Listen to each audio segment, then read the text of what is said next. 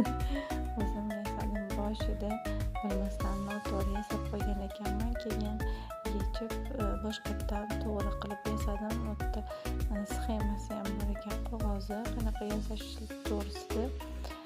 Judayam udobniy ekan shunisi, chunki ko'p narsalarni qanaqa yasashni tushunish judayam qiyin, murakkabga o'xshaydi. Oson, uni tushunmaguncha ancha vaqt ketadi. Ko'rganinglardek man noto'g'ri yasamanman hozirda. O'zini shunaqa orasiga suradigan suyuqligi bor ekan, tezroq buralib, tezroq bir-biriga kirishishi uchun. Mana noto'g'ri yasadim, ko'rgan bo'lsanglar. Hozir keyingisida to'g'ri yasab qo'yaman. To'g'ri yasab qo'ydim, videoni to'xtatib turdim, chunki judayam uzoq video bo'lib ketdi. Bu 10 minutdan oshiq bo'ldi. Buni qisqartirib tezlashtirishga harakat qildim.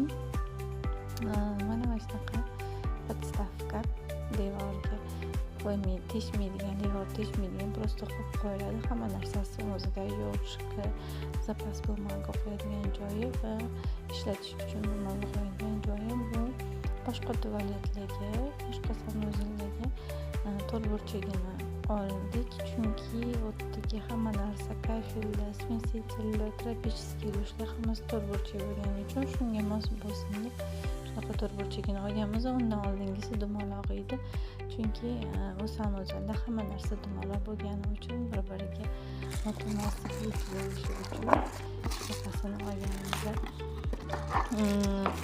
To'rtburchak olganlarimiz xonasi birak chiqqan ekan, o'shaning uchun ularni hammasini yig'ishtirib, bukovka qilib joyiga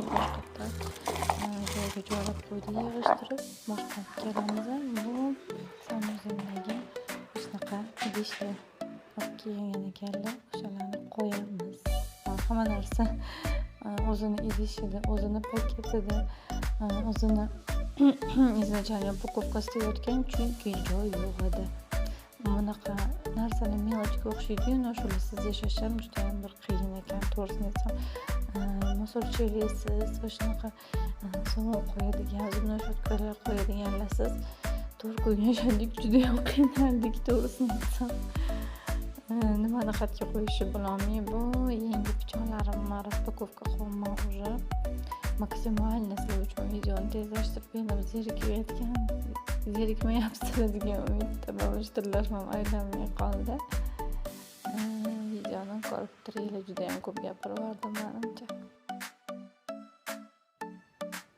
Mana tayyor holati. Keyingi videolarda ko'rishguncha xayr.